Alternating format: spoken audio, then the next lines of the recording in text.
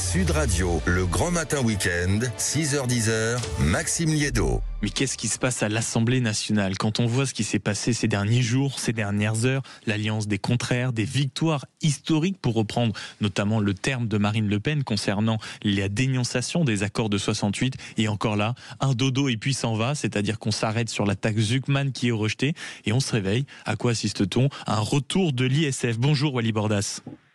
Bonjour Maxime. Merci beaucoup d'être avec nous ce matin. Vous êtes grand reporter politique au Figaro et auteur de Palais Bourbier, chronique d'une France ingouvernable. C'est aux éditions Robert Laffont. On va venir au cœur de cet ouvrage dont je recommande la lecture vivement parce que ça permet d'avoir un éclairage avec énormément de coulisses, de propos des hommes forts et des femmes fortes qui dirigent actuellement l'Assemblée nationale.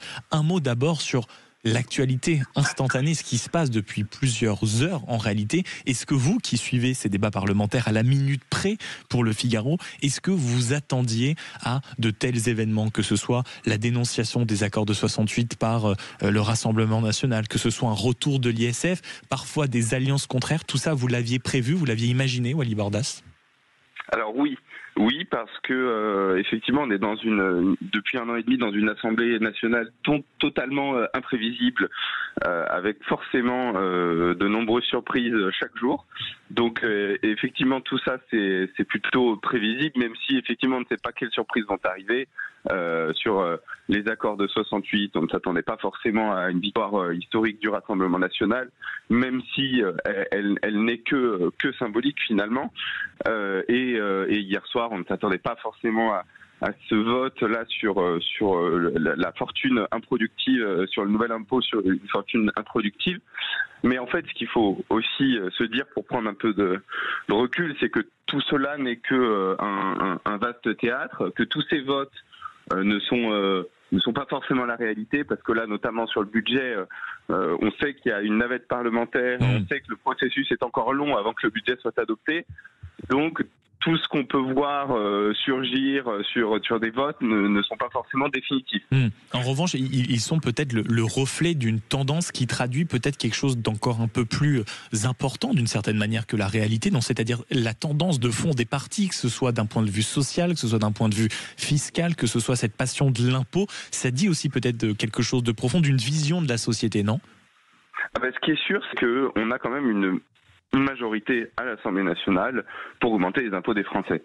Entre le Rassemblement national, la gauche et même une partie du socle commun, on voit bien là depuis le début de l'examen du texte que y a un certain nombre d'impôts qui ont été augmentés. Je pense aussi à la taxe sur les multinationales qui est censée rapporter 27 milliards d'euros quand même.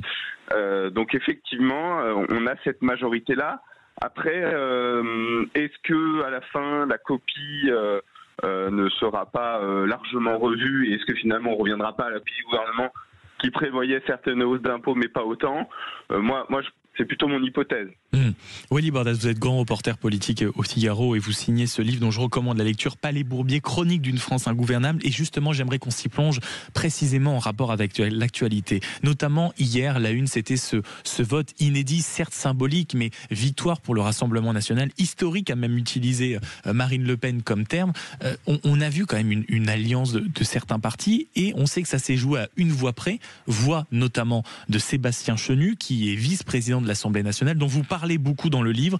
Et Marine Le Pen lui dit à Sébastien Chenu en mai: tu es celui qui connaît le mieux la maison et on va avoir besoin de stabilité. Commence à réfléchir à ta future équipe. Sébastien Chenu, quand on s'intéresse et quand on regarde ce qui se passe à l'Assemblée nationale, c'est vraiment un homme fort, un rouage clé du Rassemblement national au Palais Bourbon. Oui, parce que déjà il connaît les coulisses de l'Assemblée nationale par cœur. Oui, parce qu'il a énormément d'entre-soi, il a des facilités relationnelles, humaines, qui lui permettent d'être apprécié dans tout le rang, y compris à gauche. Je raconte notamment dans le livre qu'il s'entend bien avec certains mélenchonistes, dont Sophia Chikirou, à qui il fait la bise, avec qui il plaît de temps à autre. Voilà, c'est une personnalité qui finalement représente bien cette dédiabolisation du Rassemblement national. parce que voilà, des facilités humaines, des facilités relationnelles qui lui permettent d'élargir en quelque sorte les possibilités à l'Assemblée nationale du Rassemblement national. Et puis parmi les hommes forts, vous revenez énormément sur ce qui se passe du côté de la droite, notamment avec Michel Barnier et Laurent Wauquiez, c'est bien ça. Et à quel point aujourd'hui la droite est totalement perdue? On vous citait notamment Laurent Wauquiez qui explique le harcèlement qui vit de Michel Barnier à coup de 3, 4, 5, 6 textos par jour. Comment se situe la droite aujourd'hui dans l'hémicycle? Est-ce qu'elle arrive encore à peser, notamment depuis la crise qu'elle traverse depuis, on va dire, 1 ou 2 semaines?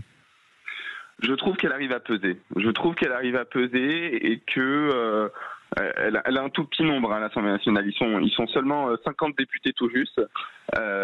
Et depuis le retour de Laurent Wauquiez au Palais Bourbon, elle a retrouvé une voie, une espèce de cohérence quand même, avec un bloc assez uni, ce qui n'existait pas entre 2022 et 2024. Des choix plutôt cohérents. Là, on les a vus notamment ces derniers jours.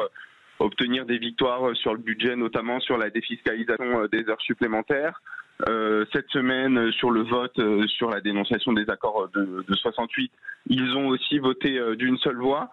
C'est quelque chose qu'on n'avait plus vu depuis plusieurs années. Et peut-être que c'est dû à leur petit nombre, mais en tout cas, ils ont effectivement créé une sorte de task force qui leur permet de peser un peu plus sur les débats. Et j'aimerais aussi qu'on s'attarde un instant sur ce qui se passe et ce qu'on aperçoit bien sûr au centre de l'hémicycle, à savoir l'alliance et les regards qui se tournent, hein, c'est la phrase de Gérard Larcher la semaine dernière, les regards qui se tournent vers les socialistes. Dans votre livre, vous éclairez assez bien ça, notamment une phrase d'un socialiste qui dit « Notre vocation n'est pas toujours de nous limiter à prendre date en attendant la prochaine élection, elle est d'arracher jour après jour toutes les victoires possibles ». En réalité, cette phrase, elle éclaire parfaitement la stratégie socialiste, non, Wally Bordas? Oui, qu'on n'avait peut-être pas compris avant. Oui, et pourtant ils font ça depuis janvier-février 2025, où ils ont épargné François Bayrou d'une censure et ont laissé passer le budget. Leur stratégie, elle est très claire. Elle est déjà de se différencier de la France insoumise et du côté chaotique et très censurier, si je peux m'exprimer ainsi, que cette gauche radicale met à l'hémicycle, et eux d'essayer de parvenir à trouver des victoires, de négocier et en fait de se montrer comme une force qui peut gouverner peut-être demain. Donc c'est vrai que ils ont réussi en quelque sorte une sorte de scission avec le reste de la gauche, en tout cas à l'Assemblée nationale. Mais en tout cas à l'Assemblée nationale, et cette phrase de Mathilde Panot à Boris Vallaud que vous racontez dans le livre au début d'année, on ne pourra plus jamais vous faire confiance, vous rompez une alliance qui vous a fait élire. Et on voit bien en effet à quel niveau la détestation s'est ancrée. Merci beaucoup Wally Bordas d'avoir été l'invité de Sud Radio ce matin, grand reporter politique au Figaro et auteur de ce livre que je recommande vivement, Palais Bourbier, chronique d'une France ingouvernable. C'est aux éditions Robert Laffont et ça permet d'éclairer parfaitement les débats qu'on est en train de voir et qui sont souvent chaotiques. Merci beaucoup. Il est 8h25.